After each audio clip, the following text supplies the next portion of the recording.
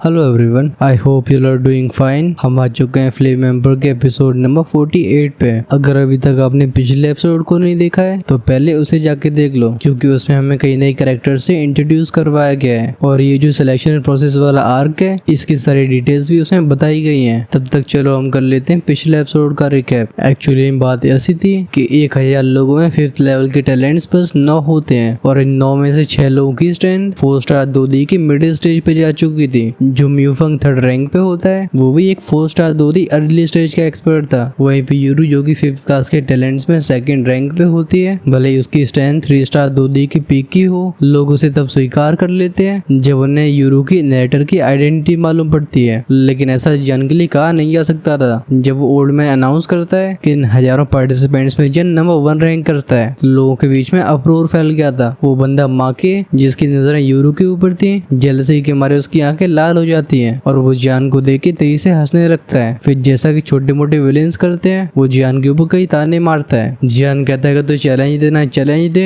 यहाँ पे फालतू की बकवास करने का क्या मतलब है। ये सुन के उस माके के चेहरे पे कोल्ड स्माइल आ जाती है। एक्चुअली बात कुछ ऐसी थी कि अगर कोई लो रैंक का एक्सपर्ट किसी हाई क्लास के टैलेंट से जीत जाता है तो हाई क्लास की टैलेंट की रैंकिंग उस लो रैंक वाले एक्सपर्ट को मिल जाएगी। और इस माके की नजरें जियान के न्यू किंग के टाइटल पे थी, लेकिन शायद ये समझ नहीं पाया था कि सबके सामने उदाहरण बनने के लिए इसने खुद अपने नाम को आगे कर दिया है। और जियान के लिए इससे अच्छी चीज क्या हो सकती थी। जियान कहता है कि तू मेरे एक अटैक को झेल पाता है तो न्यू रुकी किंग का टाइटल तुझे चला जाएगा। इस पे वो माके और भी ज्यादा खुश हो गया था। लेकिन कुछ समय के बाद उसकी ये खुशी एक अलग लेवल की टेरर में बदल जाती है, क्योंकि जैसे जियान ने अटैक किया था माके के सारे डिफेंसेस के पर कच्चे उड़ जाते हैं और अंत में जाके जियान का पाम अटैक उसकी छाती से जाके टकराया था। वहीं पे माके हो जाता है बेहोश, उसके मुंह से खून लगातार बहता है। जियान की ऐसी भयंकर परफॉर्मेंस को देख के बाकी के लोग भी डर गए होते हैं। कोई भी जियान को चैलेंज नहीं करता और इस तरीके से जियान एक अनडिस्प्यूटेड रुकी किंग बन जाता है। फिर ज़ुआन सेंटिन के उस एल्डर ने और रूल्स को अनाउंस किया था। अगर आप उन सारी डिटेल्स को जानना चाहते हो तो देख लो पिछला एपिसोड। बेसिकली कंपटीशन एक कॉर्प्स फॉरेस्ट में होने वाला है। ये ज़ुआन सेंटिन की सबसे डेंजरस जगहों में से नंबर 8 पे आती है। हमें इसमें बहुत इंटरेस्टिंग चीजें मालूम पड़ने वाली हैं। सो अगर इंपॉर्टेंट डिटेल्स को मिस नहीं करना चाहते वीडियो को बिल्कुल एंड तक देखो। जब स्टेज पे खड़े ओल्ड मैन को लगता है कि सभी को उसकी बातें समझ में आ गई हैं, वो फाइनल अनाउंसमेंट करता है। वो कहता है अगर किसी के पास कोई सवाल नहीं है तो तुम सभी वापस जा सकते हो। 3 दिनों के बाद हम फिर से इसी स्क्वायर पे इकट्ठे होंगे और वहीं से पॉइंट्स ट्रायल ऑफिशियली स्टार्ट होगा। ये कहने के बाद वो एल्डर हवा में डिसअपीयर हो जाता है। नीचे इकट्ठी हुई भीड़ कुछ और समय तक डिस्कशन करने के बाद अपने चेहरे पे एक्साइटमेंट को लेके अपने अपने क्वार्टर्स में चले जाते हैं। 3 दिनों के बाद क्वालिफाइंग कंपटीशन शुरू होगा। इन हजारों पार्टिसिपेंट्स में से बस 100 लोग सफल हो पाएंगे। 5th क्लास के 6 टैलेंट्स में से हिवेंशा कहती है चलो हम भी वापस चलते हैं, यहाँ पे अब और कुछ नहीं बचा। बिना किसी का इंतजार करते हुए वो स्टेज से डिसअपीयर हो जाती है। ये देख के सोंग चन भी नोट करता है। वो कहता है अगर ऐसी बात है तो चलो वापस लौटा जाए। जैसे ओल्ड मैन ने अनाउंसमेंट खत्म कर दी थी तब से लोगों ने टीम्स बनाना शुरू कर दिया होता है। हम मीफंग के चेहरे पे भी काफी एक्साइटमेंट को देख सकते हैं। वो जियान और यूरू के पास जाके बोलते हैं जियान, क्योंकि एल्डर ने 3 लोगों की एक टीम बनाने को बोला है, क्यों ना हम तीनों मिलकर एक टीम को बनाएं। जब टॉप 3 एक ही टीम का पार्ट होंगे हमारा सच में एक दबदबा होगा। ये कह के मीफंग हंसने लगा था। अब यूरू के चेहरे को देख के ऐसा लग रहा होता है जैसे वो कुछ कहना चाहती हो, लेकिन जब वो जियान के काम एक्सप्रेशन को देखती है वो अपने आप को शांत रखती है। जियान स्माइल के साथ बोलता है ठीक है। वो जानता था कि म्यूफंग जैसे टॉप 3 रैंक दी गई है उसके पास अपनी यूनिक स्ट्रेंथ है और तो इन्फर्नल कॉर्प्स फॉरेस्ट जैसी डेंजरस जगह पे म्यूफंग जैसा साथी बहुत ज्यादा काम आने वाला है। खासकर म्यूफंग की यिन यांग 8 ट्राइग्राम की मास्टरी उन इविल एनर्जीज के खिलाफ काफी ज्यादा यूजफुल होती है। म्यूफंग कहता है ठीक है तो हम मामले को सेटल करते हैं, लेकिन एक चीज क्लियर कर लो, मेरी स्ट्रेंथ 4 स्टार 2D के अर्ली स्टेज पे है, लेकिन जब बात आती है घोस्ट क्रीचर से डील करने की तो मुझे तुम सबसे बेस्ट मान सकते हो। इस मामले में मेरे कोई करीब नहीं पहुंचता। जियान हंस के बोलता है मैं बस इन्फर्नल कॉर्प्स फॉरेस्ट के बारे में सोच रहा था, मैं तुम्हारी एबिलिटीज के ऊपर शक नहीं कर रहा हूँ। जियान हंस के सुझाव देते हुए बोलता है हाँ चलो वापस लौटा जाए, ये 3 दिन काफी जल्दी निकल जाएंगे। ये कहने के बाद ये तीनों लोग जो कि इस साल के टॉप 3 टैलेंट्स होते हैं वो रेजिडेंट एरिया की तरफ जाने लगते हैं। इस जगह से काफी दूर एक लाल रंग का पहाड़ होता है। वहाँ पे अभी एक षड्यंत्र रचा जा रहा था। एक शांत से कमरे के अंदर होंगी मेडिसिन टी का आनंद उठा रही थी। तभी बाहर से किसी की आवाज आती है। वो आवाज कहती है सेक्ट मास्टर एक रिपोर्ट है। होंगी काम आवाज में कहती है अंदर आओ। वो लकड़ी का दरवाजा खुलता है। हम एक काले क्लोक में बंदे को अंदर आते हुए देखते हैं। वो फिर दोनों हाथ कप करके रिस्पेक्टिव आवाज में कहता है सेक्ट मास्टर जैसा हमारा शेड्यूल था ट्रायल्स का अनाउंसमेंट हो चुका है। ट्रायल्स 3 दिनों के बाद शुरू होने वाले हैं। होंगी उस फिगर को डिसमिस करती हुई बोलती है, ओ तो उन लोगों ने ट्रायल्स को कैंसिल नहीं किया, आखिर ये क्या सोच रहे हैं। इतने सारे लोगों के गायब हो जाने की वजह से चारों तरफ काफी सेंसेशन फैल चुके हैं, इसकी वजह से सिलेक्शन प्रोसेस कैंसिल होना चाहिए था, लेकिन तब भी ये लोग रुक नहीं रहे हैं। वो इसके बारे में कुछ और देर तक सोचती है, तभी उसकी आंखों में एक पैनापन दिखाई देता है। वो कहती है क्या ये, इतना कहने के बाद अपने कमरे से बाहर जाके और कहीं जाने लगती है। सीन चेंज होता है, हम देखते हैं ऐसी जगह को जहाँ पे रोशनी बहुत कम होती है। दो फिगर्स काफी कॉशियस तरीके से आगे बढ़ रहे होते हैं। इनमें से एक फिगर था हुडू का। वो एक अनसर्टेन सी आवाज में फुसफुसाते हुए बोलते हैं, आखिर ये कौन सी जगह है। वो जंग भी एक धीमी आवाज में कहते हैं, शश, मुझे लगता है पार्टिसिपेंट्स यहीं पे गायब हुए हैं, ये जगह काफी ज्यादा अजीब लग रही है। तभी हुडू आगे बढ़ के वो जंग को धक्का देते हैं। वो कहते हैं केयरफुल रहो। जहाँ पे हुडू की हथेली टकराई थी वहाँ पे एक फिगर मेटरलाइज हुआ था, लेकिन हुडू के अटैक की वजह से वो बिखर जाता है। हुडू की चेतावनी को सुन के वो जंग किसी पुतले की तरह वहीं खड़े रहते हैं। वो फाइनली कहते हैं ये क्या था, ये घोस्ट पहले से अलग दिख रहे हैं। हुडू कहते हैं चलो आगे बढ़ा जाए। इन दोनों के कदम एकदम सतर्कता के साथ धीरे धीरे आगे बढ़ रहे थे। इनके रास्ते से कई और रास्ते निकले होते हैं। अगर यहाँ पे ध्यान से न चला जाए तो ये भूल भुलैया अच्छे अच्छों को परेशान कर सकती है, लेकिन वो जंग की एक्सपर्टीज की वजह से दोनों काफी सेफली आगे बढ़ पा रहे थे। जैसे जैसे और भी गहराई में जाते हैं वो जंग और हुडू का कई पावरफुल घोस्ट से सामना होता है, लेकिन दोनों की कंबाइंड स्ट्रेंथ के साथ कोई भी घोस्ट क्रिएचर उनके सामने टिकता नहीं है। फाइनली एक पत्थर से बने चेम्बर के सामने पहुंच गए थे। जब वो जंग चुपके से इस चेम्बर के अंदर देखने की कोशिश करते हैं उनके शरीर में एक चिल फैल जाती है। सबसे पहले वो जंग की नजरें गई थी उस कोल्ड पूल के ऊपर जो कि एक चिलिंग ईरी वाइब दे रहा था। फिर उन्हें दिखाई देते हैं तो घोस्ट फिगर्स। ऑफ कोर्स ये पहले वाला फैंटम और वो यूक्वान होता है। उस पूल से बाहर आई वो घोस्ट स्पिरिट लगातार कोल्ड पूल की ब्लैक एनर्जी को ऑब्जर्व कर रही थी। हर ऑब्जर्वेशन के साथ वो और भी पावरफुल होती जाती है। जब इस नजारे को हुडू देखते हैं उनकी आंखें तुरंत ही डार्क हो गई थी। वो एक हल्की आवाज में कहते हैं डैम इट, ये एक्चुअली में घोस्ट है। हुडू को पता होता है कि क्रिएचर्स कितने ज्यादा परेशानी से भरे होते हैं। अभी वो जंग की आंखें भी नैरो हो चुकी होती हैं। वो कहते हैं थोड़ा शांत रहो। वली वो जंग की स्ट्रेंथ 6 स्टार 2 में पहुंच चुकी हो, तब भी उस कोल्ड पूल के अंदर से उन्हें एक अनसेटलिंग ऑरा फील हो रहा था। वो फैंटम यूक्वान से बोलता है, यूक्वान, मैंने तुमसे कहा था कि लॉर्ड हमें बहुत अच्छा इनाम देने वाले हैं। इन 96 ह्यूमंस की सोच को ऑब्जर्व करना ये तो बस शुरुआत है। ये सुन के वो यूक्वान हम्प करता है, लगता है इसका दिमाग और कहीं था। अब यूक्वान सोच रहा था उन 4 इंसानों के बारे में जो कि इस जगह से बाहर जाने में सफल रहे हैं। असल में इस कोल्ड पॉन्ड की सील को तोड़ने के लिए पूरे 100 सैक्रिफाइसेस की जरूरत होती है। अब इन्हें 4 सैक्रिफाइसेस और चाहिए। इन दोनों की बातचीत को सुन के वो जंग की आंखें लाल हो जाती हैं। वो एक बार हुडू की आंखों में देखते हैं। जब से ये दोनों इस जगह के पास आए थे इन दोनों को चीजें काफी ज्यादा खराब लग रही थी। अब भी समझ पाते हैं कि ये ह्यूमन एनर्जी है, लेकिन इसमें पूल का वो ब्लडी ऑरा भी मिक्स है। वो जंग का ध्यान जाता है फिर से पूल की तरफ जहाँ पे लाल रंग के फव्वारे बन रहे होते हैं। इसमें से जो ब्लैक गैस बाहर आ रही थी वो घोस्ट स्पिरिट को और भी पावरफुल बना रही होती है। हुडू कहते हैं डैम क्रीचर्स ने इतने सारे नौजवानों की जान ले ली। वो जंग कहते हैं बिना सोचे समझे एक्शन नहीं ले सकते, हमें स्ट्रेटजी बनानी होगी। चलो पहले हम वापस चलते हैं। वो हुडू की बाहों को पकड़ के पीछे जाने लगे थे, लेकिन जस्ट उनके कदम पीछे बढ़े होते हैं इनके कानों में एक आवाज जाती है। ये चिलिंग आवाज उस पूल से आई होती है। वो आवाज कहती है क्योंकि तुम यहाँ पे आई चुके हो तो क्यों ना थोड़ा और देर रोका जाए। एक 6 स्टार 2 दी और एक 5 स्टार 2 दी। मैं तुम दोनों के एसेंस को काफी पसंद करने वाला हूँ। सीन कुछ समय के बाद का दिखाया गया था। वैली मास्टर होंगी उस चेम्बर में अपीयर होती है। जब वो बेहोश पड़े हुडू और वूजियांग को देखती है उसका एक्सप्रेशन चेंज हो गया था। वो कहती है यहाँ पे क्या कर रहे हैं। होंगी को वूजियांग की स्ट्रेंथ के बारे में अच्छे से पता होता है। अगर दोनों के बीच में 1-on-1 फाइट होती है तो वो डेफिनेटली वूजियांग का मैच नहीं होने वाली। आखिरकार वूजियांग बर्निंग इंसेंस पवेलियन की टॉप डिसाइपल्स में से एक था। इसके पास एक्स्ट्राऑर्डिनरी एबिलिटीज हैं। इस वजह से वूजियांग का इस तरीके से यहाँ पे पड़े होना ये होंगी को शॉक कर देता है। तभी यूक्वान की आवाज इस डार्क चेम्बर में गूंजती है। वो कहता है इन दोनों को हमारे प्लान्स के बारे में मालूम पड़ गया है। अगर ट्रायल्स शुरू होते हैं तो हमारे सारे एफर्ट्स खराब हो जाएंगे। यूक्वान कहता है तुम्हें पता है क्या करना है क्यों। उसने सोचा नहीं था कि 6 स्टार 2 दी एक्सपर्ट इतना वीक होगा। पूल के अंदर जो एंटिटी जेपी हुई है उसने बस थोड़ी सी अपनी पावर का इस्तेमाल किया था और वूजियांग तुरंत ही अनकॉन्शियस हो गया। लगता है यूक्वान ने इंसानों को कुछ ज्यादा ही ओवर एस्टिमेट कर दिया था। होंगी कहती मैं समझ गई। भले होंगी एक औरत हो उसे हर चीज के ऊपर दया दिखाने की आदत नहीं थी। भले उसे घोस्ट वर्ल्ड के क्रिएचर्स कुछ खास पसंद न हो, लेकिन तब भी उसका जो गोल है उसे पूरा होने के लिए कोऑपरेशन जरूरी है। जब तक होंगी अपनी लवर को बचा पाती है तब तक उसे बाकियों की जान की परवाह नहीं है। अपने दिमाग में एक प्लान तैयार करके होंगी इस कोल्ड पूल को छोड़ के वूजियांग के रेजिडेंट की तरफ चली जाती है। वहीं पे हुडू और वूजियांग जो कि अभी भी कोमा में होते हैं हम इनकी भौहें हल्के से हिलती हुई देखते हैं। लगता है दोनों एक दूसरे से कम्युनिकेट कर रहे थे। फिर कुछ पलों के बाद हम इन दोनों को एकदम बेहोश होते हुए देखते हैं। टेस्टिंग ग्राउंड के स्क्वायर के पास एक कमरा होता है। अभी कमरे के अंदर मौजूद बुड्ढे की पहुंच सिकुड़ी होती है। वो कहता है क्या तुम वूजियांग को ढूंढ नहीं पा रहे हो? ये ओल्ड मैन जिसका नाम म्यूजिंग होता है वो इन ट्रायल्स का ओवरसीयर था।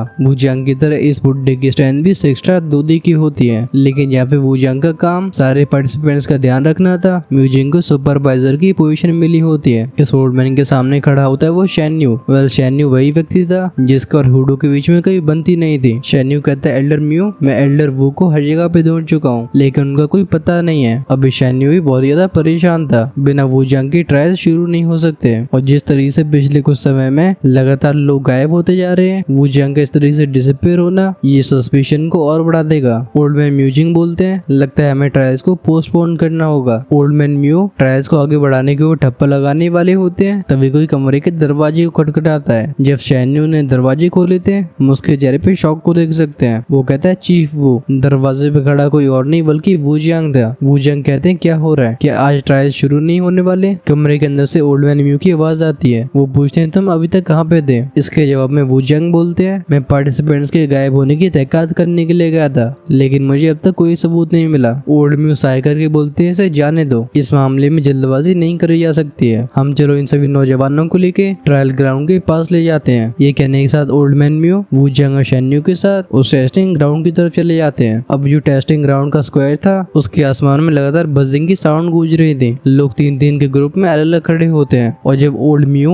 और वूजियांग की टोली यहाँ पे पहुंचती है, क्राउड और भी एनर्जेटिक हो जाता है। सीन शिफ्ट हुआ था, हम देखते हैं जियान को। जब उसकी नजरें जाती हैं वूजियांग के ऊपर, हम जियान को अपनी आंखें नैरो करते हुए देखते हैं। न जाने क्यों, लेकिन जियान को वूजियांग का ऑरा काफी अजीब सा लग रहा था। भीड़ को शांत करवाती हुए ओल्ड मैन म्यूजिंग बोलते हैं ठीक है आप सभी शांत हो जाइए, अब मैं तुम सभी को लेके इन्फर्नल कॉर्स फॉरेस्ट चलूंगा, जो कि तुम सभी का ट्रायल ग्राउंड होने वाला है। जैसे ओल्ड मैन म्यू अपने हाथ को वेव करते हैं, स्क्वायर के आसमान के ऊपर एक बहुत ही बड़ी टेलीपोर्टेशन फॉर्मेशन अपीयर होती है। ये होती है स्पेस टेलीपोर्टेशन अरे। इसे बहुत ही वैल्यूएबल माना जाता है। ऐसी चीजें सिर्फ जॉन सेंटिन के पावरफुल सेक्स के पास ही होती हैं। छोटे मोटे शहरों के पास ऐसी चीजों को पोजेस करने की औकात नहीं होती। म्यूजिक इंस्ट्रक्ट करते हुए बोलते हैं सबसे पहले 5th लेवल के रूकीज जाएंगे, फिर उनके पीछे 4th लेवल टैलेंट्स जाएंगे। हम इसी ऑर्डर को फॉलो करने वाले हैं। जियान हाथ को वेव करके बोलता है चलो चला जाए। इस पे यूरू और म्यूफंग ने नोट किया था। जियान की टोली को आगे जाती हुई देख हीवेंगशा भी कहती है अगर ऐसी बात है तो हम भी पीछे नहीं रह सकते। उसका ग्रुप भी टेलीपोर्टेशन अरे की तरफ चला जाता है। जैसे ही 9 5th ग्रेड के टैलेंट्स इस टेलीपोर्टेशन अरे की पर पहुंचते हैं, ओल्ड म्यूजिक एक हैंड सील को चेंज करते हैं। एक चमकदार रोशनी ने इन 9 लोगों को ढक लिया होता है। अगली पल में इन 9 लोगों के आसपास का वातावरण पूरी तरीके से बदल जाता है। इन 9 नौजवानों को अपीयर होते हुए देख एक मिडिल एज मैन इनके पास आता है। वो कहता है क्या ये रेड माउंटेन की 5th ग्रेड की टैलेंट्स हैं? ये काफी प्रॉमिसिंग लगते हैं। एक दूसरे की आंखों में देखने के बाद जियान फाइनली हाथ कप करके बोलता है आप कौन हो? सामने का व्यक्ति स्माइल के साथ बोलता है तुम्हें परेशान होने की जरूरत नहीं है, तुम सभी के इन्फर्नल कॉर्स फॉरेस्ट के ट्रायल को मैं ओवरसी कर रहा हूँ। मेरा नाम चियान यू है। दूसरी पार्टी की एज को देखते हुए जियान की टोली बाव करती है। सभी चियान यू को सीनियर ब्रदर बोलते हैं। चियान यू कहता है मेरे पीछे आओ, मैं तुम सभी को कॉर्स फॉरेस्ट के एंट्रेंस की तरफ ले जाता हूँ, ये पास ही में। जियान कहता है सीनियर ब्रदर आपका धन्यवाद। कुछ समय तक चलने के बाद चियान यू आगे पॉइंट करके बोलता है ये जो आगे तुम्हें दिखाई दे रहा है ये इन्फर्नल कॉर्स फॉरेस्ट है। वैसे इन्फर्नल कॉर्स फॉरेस्ट बोलना काफी डिफिकल्ट हो रहा है, तो हम इसे कॉर्स फॉरेस्ट या फिर इन्फर्नल फॉरेस्ट ही बोलेंगे। तुम्हें इसके अंदर बताए हुए एंट्रेंस से ही गुजरना होगा। इस पूरे जंगल को यिन-यांग सीलिंग फॉर्मेशन से सील किया गया है, इस वजह से कोई जबरदस्ती इसके अंदर नहीं जा सकता। बस यही रास्ता तुम्हें अंदर जाने के लिए अलाउ करेगा। सबसे आगे जाके चैन्यू अपने हाथों को आगे बढ़ाता है। जैसे उसकी हथेली एक इनविजिबल बैरियर को छूती है, हम चैन्यू के सामने के रिपल्स को बनती हुई देखते हैं। काफी जल्दी एक चमकदार दरवाजा दिखाई दिया था, इसमें से ब्रिलियंट व्हाइट लाइट बाहर आ रही होती है। जियान और म्यूफंग जो चैन्यू के पीछे खड़े हुए थे वो इस दरवाजे को ध्यान से परखते हैं। टेलीपोर्टेशन अरे से बस कुछ ही सेकंड तक चलने के बाद ये कॉर्स फॉरेस्ट के दरवाजे के सामने आ गए हैं। अभी किसी ने भी इन्फर्नल फॉरेस्ट के अंदर कदम नहीं रखा था। तभी जब दरवाजे के अंदर से एक ईरी हवा बाहर आती है, इन सभी को अजीब सा प्रेशर महसूस होता है। जियान से थोड़ी पीछे खड़ी जूजिंग अपनी भौंस से कोड़ लेती है। ऐसा वातावरण उसे काफी अजीब महसूस करवा रहा था। वो ऐसी जगह पे पहली बार आ रही है। इसके जस्ट अपोजिट हीवेंगशा का एक्सप्रेशन एकदम फियर्स होता है, लगता है वो मार काट के लिए एकदम तैयार है। उसकी तरह पीछे खड़े लोग भी एकदम बैटल रेडी नजर आते हैं। सभी के चेहरों पर अलग एक्सप्रेशंस को देख के चैन्यू हंस के बोलता है ही तुम सभी इतनी चिंता मत करो। भले इन्फर्नल फॉरेस्ट काफी डरावना हो, लेकिन तुम उस टोकन के साथ सुरक्षित रहोगे। अगर तुम किसी एक्सट्रीम डेंजर का सामना करते हो तो तुम इसे सिंपली क्रश कर देना। ऐसा करने से तुम तुरंत ही अपनी जान को बचा पाओगे। इस दरवाजे के अंदर जाने के बाद तुम्हारे सामने 2 रास्ते होंगे, ऑफ कोर्स ये रास्ता दायां और बायां होता है। तुम्हारी तीनों टीम्स इन दोनों रास्तों में से किसी को भी मन मुताबिक चुन सकती हैं। फिर जैसे जैसे तुम आगे बढ़ोगे तुम्हें कई चुनौतियों का सामना करना होगा और फिर ये तुम्हारे ऊपर निर्भर करेगा कि तुम कितने पॉइंट्स को कलेक्ट कर पाते हो। जब अगले महीने रिजल्ट्स अनाउंस हो रहे होंगे तुम्हारे पॉइंट्स तुम्हारी रैंकिंग को डिसाइड करेंगे। चियान्यू सभी को बताता है इस ट्रायल में इन्फर्नल फॉरेस्ट के सारे बेसिस शामिल होंगे। तुम्हें तुम्हारे जैसे दसियों हजार पार्टिसिपेंट्स का सामना करना होगा और याद रखना इस जंगल के अंदर 3 फ्लोर्स हैं। इन तीनों लेवल्स में अपने अपने यूनिक मॉन्स्टर्स मौजूद हैं। लेकिन मेरी चेतावनी को सुनो, अगर तुम में से किसी का सिल्वर मून सीरियस से सामना होता है जो कि कॉर्स फॉरेस्ट का सबसे स्ट्रॉन्गेस्ट क्रीचर है तो अपने टोकन को क्रश करने से पहले सोचना भी मत, वरना तुम्हें अपनी जान बचाने का मौका भी नहीं मिलेगा। ये कहने के बाद चियान्यू के चेहरे पे एक स्माइल आ गई होती है। वो कहता है लेकिन तुम सभी को इतना परेशान भी नहीं होना चाहिए। Silver moon serious 3rd floor की सबसे गहरी जगह में रहता है। जब तक तुम 3rd फ्लोर को अवॉइड करते हो तुम्हें कोई परेशानी नहीं होनी चाहिए। फाइनली चियान्यू हाथ आगे बढ़ा के बोलता है चलो इसी के साथ पॉइंट ग्रैबिंग कंपटीशन शुरू होता है। ये सुन के जियान का चेहरा डिटर्मिनेशन से भर गया था। उसके बगल में खड़े यूरू और म्यूफंग बिना हेजिटेशन के अपने कदमों को कॉर्स फॉरेस्ट की तरफ आगे बढ़ा देते हैं। जैसे जियान का ग्रुप कॉर्स फॉरेस्ट में कदम रखता है इनके ऊपर एक डार्क और ईरी ऑरा झपट्टा मारता है। अच्छी बात यह है कि सभी सफिशिएंट पावरफुल होते हैं। ये एनर्जी चाहे कितनी ऑमनेस लग रही हो ये जियान की टोली को कुछ बिगाड़ नहीं पाती। जैसे जैसे जियान और भी आगे बढ़ता है उसकी नजरें आसपास की सराउंडिंग पे जाती हैं। ये रास्ता काफी उबड़ खाबड़ था, जगह जगह पे छोटे छोटे पत्थर उभर रहे होते हैं। ऐसा लगता है जैसे किसी ह्यूज बीस्ट ने अपने मुंह को फैला लिया हो। खासकर जो रास्ते के दोनों तरफ ऊंची ऊंची चट्टानें होती हैं वो एक निकले जाने की फीलिंग को देती हैं। जियानो स्ट्रेंज फॉर्मेशन को नोटिस करता है जिसे इस जंगल के एंट्रेंस पे प्लेस किया गया था। लगता है फॉर्मेशन काफी पावरफुल मास्टर के द्वारा बनाई गई है। इसके जो पेचीदा एलिमेंट्स होते हैं इनमें यिन यांग की प्रॉपर्टी शामिल होती है। इस फॉर्मेशन की जटिलता को देख के ऐसा लगता है कि अगर कोई इसके द्वारा जबरदस्ती घुसने की कोशिश करता है तो उसे उल्टा रिपेल कर दिया जाएगा। ऐसा भी हो सकता है कि उस एक्सपर्ट की जान चली जाए। इन सभी छोटे छोटे पॉइंट्स को नोटिस करके जियान का शक और भी मजबूत हो जाता है। उसे लग रहा था कि फॉर्मेशन ऐसे मास्टर के द्वारा बनाई गई होगी जिसके पास बैटल फॉर्मेशन में भी मास्टरी हासिल है। वो एक हाथ को घुमा के 10,000 कोर इंस्क्रिप्शन को एक फॉर्मेशन में बदल सकता होगा। थोड़ी और देर तक अंदर जाने के बाद जियान की टोली के सामने 2 रास्ते आते हैं। अभी जियान देख रहा होता है लेफ्ट वाले पाथ को। क्लियरली यहाँ से कोई पहले गुजर चुका है। नीचे पैरों के निशान को देख के यूरू कहती लगता है इन पैरों के निशानों को जानबूझ के छोड़ा गया है। जियान भी नोट करके बोलता है ये पीछे आने वालों के लिए एक सिग्नल है। चलो हम सीधे रास्ते पे जाते हैं क्योंकि शुरुआत में हमें किसी भी कन्फ्रंटेशन से बचना होगा। जियान की बात पे म्यूफंग और यूरू एग्री करते हैं। थोड़ी और देर तक आगे बढ़ने के बाद इस इन्फर्नल कॉर्स फॉरेस्ट का नजारा सबके सामने आया था। चारों तरफ एक ग्लूमी एटमॉस्फेयर दिखाई देता है। वो जो ठंडी हवाएं चलती थी एक बार के लिए जियान को भी चिल फील करवाती हैं। एट द सेम टाइम चारों तरफ एक ग्रे गैस फैली होती है। ऐसे एरी एटमॉस्फेयर को नोटिस करके जियान का ग्रुप और भी सतर्क हो गया था। वो काफी कॉशियस तरीके से अपने कदमों को बढ़ाते हैं। कुछ समय के बाद इनका सामना एक छोटे से जंगल से होता है। इसके अंदर हरी भरी घास और सुंदर से फूल होते हैं। ये चीज यहाँ से कुछ ज्यादा ही आउट ऑफ प्लेस लग रही थी। आखिरकार कॉर्स फॉरेस्ट की जिस तरीके की रेपुटेशन है ये जियान को भी सरप्राइज फील करवाती है। जियान कहता है लगता है जंगल एक बार प्योर नेचुरल एनर्जी से भरा होगा लेकिन ह्यूमन और गोस्ट वर्ल्ड के एक्सपर्ट्स के वॉर की वजह से ये जगह इविल और से करप्ट हो चुकी है और मॉन्स्टर्स ने यहाँ पे डेरा डाल लिया है। इन सुंदर से फूलों को देख के यूरू की आंखें थोड़ी सी सॉफ्ट हो जाती हैं। लेकिन ऐसा से म्यूफंग के लिए कहा नहीं जा सकता। अभी उसकी नजरें और भी पैनी हो चुकी थी। म्यूफंग कहता है मैं पास ही से एक पावरफुल प्रेजेंस को सेंस कर पा रहा हूँ। हमें आगे काफी ध्यान से बढ़ना होगा। ये सुन के जियान कहता है हम अभी इस जंगल के बाहरी इलाके में, इस वजह से पावरफुल मैजिकल बीस्ट यहाँ पे मौजूद नहीं होने चाहिए। तीनों लोग फिर से अपनी जर्नी को शुरू कर देते हैं। जब वो इस छोटे से जंगल से बाहर आए थे इन्हें अपने सामने एक बड़ी सी गुफा दिखाई देती है। जैसे जियान का पैर इस केव के अंदर रखता है उसने एक इविल ऑरे को सेंस किया था। इस गुफा की गोस्ट एनर्जी इतनी ज्यादा घनी होती है कि जियान के सोल परसेप्शन को रोक पा रही थी। यूरू एक सीरियस एक्सप्रेशन के साथ बोलती है क्या हमें इसमें जाना चाहिए। कुछ सोचने के बाद जियान कहता है चलो हम जल्दबाजी नहीं करते। वो अपने हाथ को यूरू की पीठ पे रख के उसे कंफर्ट करता है। अब क्योंकि आगे जाने का यही रास्ता था न चाहते हुए भी जियान के ग्रुप को इसमें एंटर करना पड़ा था। अच्छी बात यह है कि जियान के पास होने की वजह से यूरू भी काफी रीअश्योर फील करती है। वहीं पे म्यूफंग जो कि पीछे नहीं रहना चाहता था वो जल्दी से जियान के पीछे पीछे आता है। इस गुफा में अंदर घुसने के बाद वो कम रोशनी और भी फीकी हो गई थी। जियान तुरंत ही अपनी हेल्प फ्लेम को समन करके अपने आसपास थोड़ी सी रोशनी करता है। अभी जियान सबसे आगे चल रहा होता है, म्यूफंग पीछे। वहीं पे यूरू को बीच में रखा जा रहा था। इस गुफा के थोड़ा और अंदर जाके जियान फिर से अपनी स्पिरिचुअल सेंस का इस्तेमाल करने की कोशिश करता है लेकिन थिक गोस्ट एनर्जी की वजह से उसे इस गुफा के बारे में कोई खास जानकारी मिलती नहीं है। तभी पीछे चल रहा म्यूफंग कहता है रुको। ये सुन के जियान जियान की फ्लेम की इंटेंसिटी बढ़ गई थी। वो चारों तरफ देखते हुए बोलता है क्या हुआ। तभी म्यूफंग ने अपने हाथ को आगे बढ़ा के एक तरफ पॉइंट किया था। म्यूफंग कहता है वहाँ देखो, उस जगह पे एक्चुअली में एक नीले रंग की फ्लेम फ्लोट कर रही थी। भले इसे देखने पे ऐसा लग रहा हो कि ये जल रही हो, लेकिन असल में इसके अंदर से कोई गर्मी बाहर नहीं आ रही होती।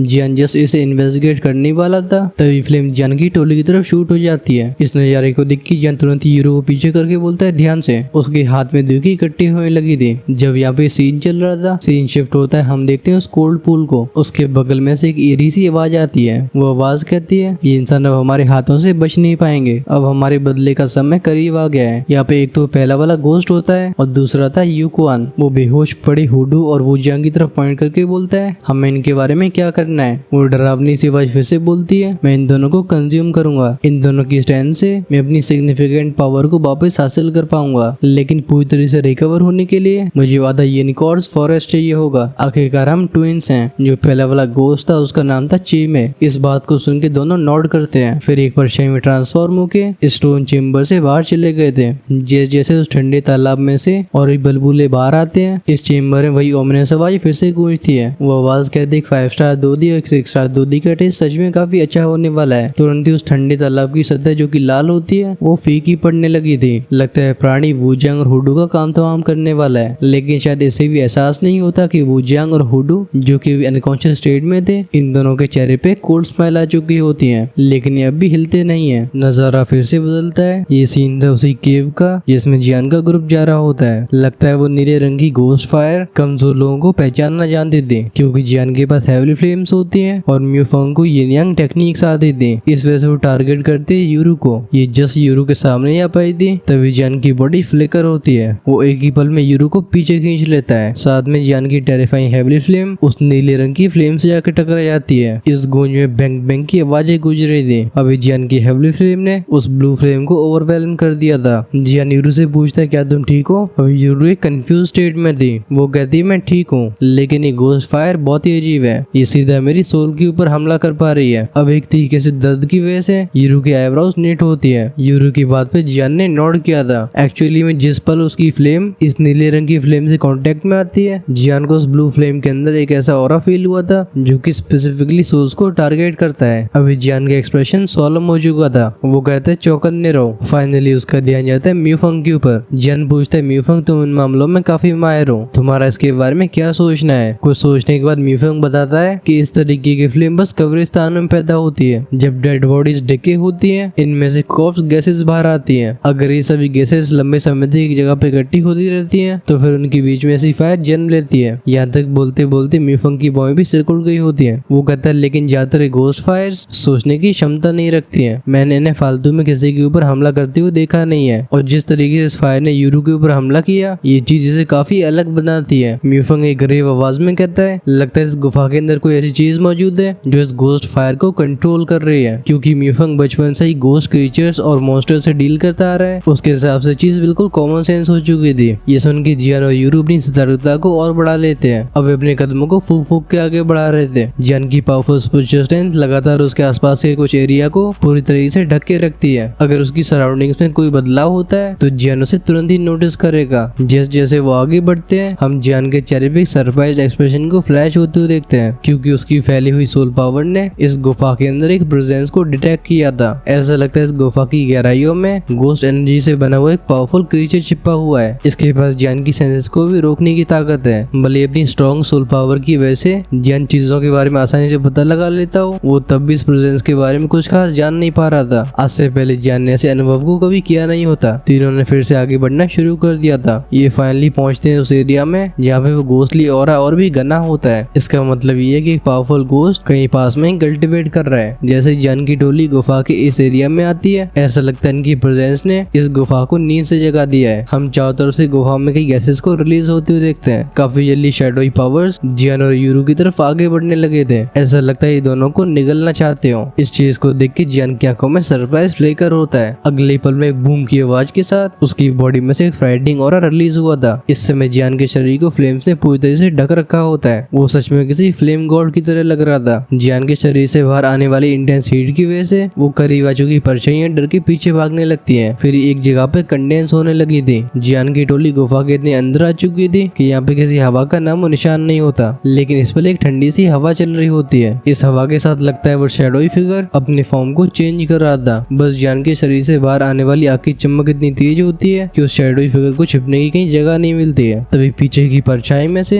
एक डार्क फिगर जियान की तरफ शूट हुआ था। लगता है वो जियान के ऊपर स्नीक अटैक करना चाहता है। बस इसी पल में 9 परछाइयों में से 9 फिगर्स अपनी सिनिस्टर औरों को लेकर जियान के ऊपर हमला कर देते हैं। जियान चिल्ला के कहता है केयरफुल रहो। साथ ही उसकी बॉडी में से एक फ्लेम की वेव इरप्ट होती है। ये सीधा 9 फिगर्स को निशाना बनाती है। वैसे भी हेवी फ्लेम्स के अंदर इंटेंस लेवल की यंग एनर्जी मौजूद होती है और एक गर्मी से भरी ऊर्जा इन घोस्टली एंटिटीज को दबाने का काम करती थी। जियान की खतरनाक असॉल्ट के सामने इन 9 शैडोई फिगर के पर कच्चे उड़ जाते हैं। ये फिर से एक फिगर में बदल के इस गुफा की और गहराइयों में भागने लगता है। जब यूरुक और म्यूफंग इसका पीछा करने जा रहे थे, जियान चिल्ला के कहता है इसका पीछा मत करो। अभी तक जियान की एबिलिटीज को देख के म्यूफंग और यूरुक की आंखों में जियान की रिस्पेक्ट और बढ़ गई होती है। सीन फिर से शिफ्ट होता है। हम उस कोल्ड पॉन्ड को देखते हैं। इस समय उसका वो लाल पानी साफ हो चुका होता है। तभी इस ठंडे तालाब में से एक चिल्ली वॉइस बाहर आती है। वो कहता है अब समय आ गया है। हम पूल में से 2 लाइट बीम्स को बाहर आते हुए देखते हैं। ये वूजांग और हुडू के फिगर को रैप करके पूल के अंदर की तरफ खींचने लगी थी, लेकिन जिस पर ये दोनों को टच करती है ये ऑलमोस्ट इंस्टेंटली गायब भी हो जाती है। लेकिन इसके साथ इस चेम्बर के अंदर एक मॉकिंग आवाज भी गूंजने लगी थी। वो आवाज कहती है तभी मैं कहूँ यहाँ पे आने की किसकी हिम्मत है? तो ये तुम ट्विन गोस्ट एम्परर हो। कोल्ड पूल में से आवाज आती है कौन है यहाँ पे? ऑफ कोर्स ये दोनों हुडू और वूजांग थे। वूजांग कहते हैं हे अगर ये और कोई समय होता तो शायद तुम्हारे पास एक चांस भी था, लेकिन क्योंकि इस समय तुम बस सील को तोड़ ही पाए हो और तुम्हारे पास बस एक सिंगल फॉर्म है, तो फिर क्या तुम्हें सच में ऐसा लग रहा है कि हम तुमसे डरने वाले हैं? तभी वूजांग की बात को काटते हुडू कहते हैं ठीक है अब बातचीत करने की जरूरत नहीं है, चलो उन सभी पार्टिसिपेंट्स की जान का बदला लिया जाए। इन दोनों को नॉर्मल देख के उस ठंडे तालाब में से बाहर आई आवाज काफी कंफ्यूज लग रही थी। वो गोस्ट एम्पर कहता है आखिर तुम दोनों मेरी सोल इंचेंटमेंट टेक्निक से अफेक्ट क्यों नहीं हो रहे हो? इस पर वूजांग अपनी फुलदुगी को सर्कुलेट कर चुके होते हैं। उनका ऑरा एकदम राइज होता है। वो कहते हैं हम तुम्हारे जैसों से कई सालों से डील करते आ रहे हैं, तुम्हारी इस टेक्निक से हम अनजान नहीं है। हुडूस गोस्ट एम्पर से बोलते हैं क्या तुम भागने की सोच रहे हो? मुझे लगता है इतने सारी खून को चूसने के बाद अब तुम्हारी स्ट्रेंथ वापस आ चुकी होगी क्यों? ये कहने के साथ ही दोनों ने अपनी अपनी टेक्निक्स को लॉन्च कर दिया था। एक का नाम होता है बर्निंग हेवन पाम, तो दूसरी होती है स्कॉचिंग साइलेंट फिंगर। ये दोनों हुडू और वूजांग की सबसे पावरफुल टेक्निक्स में से एक होती है। साफ तौर पर दोनों मिलके इस ट्विन गोस्ट एम्पर का एक ही बार में काम तमाम करना चाहते थे। जब अचानक से इस चेम्बर में ऐसी भयानक ऊर्जा बढ़ती है यहाँ का एटमोस्फेयर एकदम सफोकेटिंग हो जाता है। अपने करे कराए पे पानी फिरते हुए देख वो ट्विन गोस्ट एम्पर भी एकदम फ्यूरियस हो गया था। वो कहता है डैम इट। वो जानता था कि इन दोनों एक्सपर्ट का सामना करने के लिए उसके पास अभी सफिशिएंट स्ट्रेंथ नहीं है, क्योंकि अभी भी सीरीज से रिकवर हो रहा था। अचानक से उस तालाब में एक बड़ा सा विस्फोट होता है। लगता है ट्विन गोस्ट एम्पर ने अपनी गोस्ट एनर्जी को डेटोनेट कर दिया था। इस एक्सप्लोजन की पावर को सेंस करके वूजांग और हुडू तुरंत ही पीछे चले जाते हैं। बस इसी मोमेंट में बूम बूम की आवाज के साथ वूजांग और हुडू के दोनों पावरफुल अटैक्स गोस्ट एम्पर के सेल्फ डिस्ट्रक्टिव अटैक से टकरा गए थे। इस इंटेंस कोलिजन की वजह से ये पूरा स्टोन चेम्बर थर-थर कांप रहा होता है। लगता है इन 3 एक्सपर्ट्स की पावर को ये स्टोन चेम्बर झेल नहीं पाया, ये तुरंत ही कोलैप्स होने लगता है। वैसे वूजांग और हुडू इस ट्विन गोस्ट एम्पर का पत्ता साफ करना चाहते थे, लेकिन इन दोनों को भी पता होता है कि इन सही पावरफुल एक्सपर्ट्स ने इस गोस्ट एम्पर को यहाँ पे सील किया था, वो भी इसे फिनिश नहीं कर पाया। इस वजह से जब वूजांग और हुडू के सबसे पावरफुल अटैक भी इस गोस्ट एम्पर का काम तमाम नहीं कर पाते तो दोनों इस केव से रफू चक्कर हो जाते हैं। बूम बूम बूम की आवाज के साथ ये पत्थर से बना चेम्बर पूरी तरीके से बिखर जाता है। ये दूर से देखने पे खंडर सा लग रहा था। कुछ समय के बाद हम ट्विन गोस्ट एम्पर की आवाज को इस जगह पे गूंजते हुए देखते हैं। वो खांसते हुए बोलता है डैम इट, अगली बार मेरे हाथों से तुम में से कोई बच नहीं पाएगा। जब धूल मिट्टी पूरी तरीके से साफ हुई थी हमें उस ट्विन गोस्ट एम्पर की अपीयरेंस दिखाई देती है। ये देखने में किसी इंसान जैसा था, लेकिन इस समय बस इसका आधा शरीर ही मौजूद होता है। ऐसा लगता है जैसे किसी पैनी तलवार से एक इंसान की धड़ को 2 हिस्सों में बांट दिया गया हो। इसके शरीर में बस आधा चेहरा, एक हाथ और एक पैर होता है और बचा हुआ आधा हिस्सा बस परछाई से बना हुआ था। क्योंकि अपने आप को वूजांग और हुडू के अटैक से बचाने के लिए इस गोस्ट एम्पर को अपनी गोस्ट एनर्जी को विस्फोट करना पड़ा था। लगता है इसकी वजह से काफी चोटिल हो चुका है और इन चोटों से रिकवर होने में से काफी टाइम लगेगा। क्या वूजांग और हुडू मिलके गोस्ट वर्ल्ड की इस कॉन्स्पिरेसी के बारे में पूरी तरीके से पता लगा पाएंगे या ये दोनों ही मिलके पूरे खेल की बस 2 मोरे बन के रह जाएंगे? हम उसके बारे में जान रहे होंगे नेक्स्ट एपिसोड में। स्पेशली हमारा फोकस होगा उस केव की घोस्ट के ऊपर जो कि काफी समय से जानी की टोली को परेशान कर रहा है। अगर आप उसे मिस नहीं करना चाहते हो तो चैनल को सब्सक्राइब करके बेल आइकन के बटन को ऑन करके रखना, जिससे रिलीज होते ही वीडियो सबसे पहले आपके पास पहुंचे। ऑफ कोर्स अगर आपसे नेक्स्ट एपिसोड का वेट नहीं किया जा रहा है तो हेल गार्डन की मेंबरशिप का पार्ट बन के आप अर्ली एक्सेस का फायदा उठा सकते हो। ऐसा करने पे आपको वीडियो एक दिन दिन पहले ही देखने को मिल जाता है। ज्वाइन का बटन मिलेगा चल के होम पेज पे, एक बार चेकआउट जरूर करना, लेकिन उससे पहले कमेंट्स में बताना मत भूलना कि आज का एपिसोड आपको कैसा लगा है। हम मिल रहे होंगे नेक्स्ट पार्ट में। Until then take care, tata bye bye.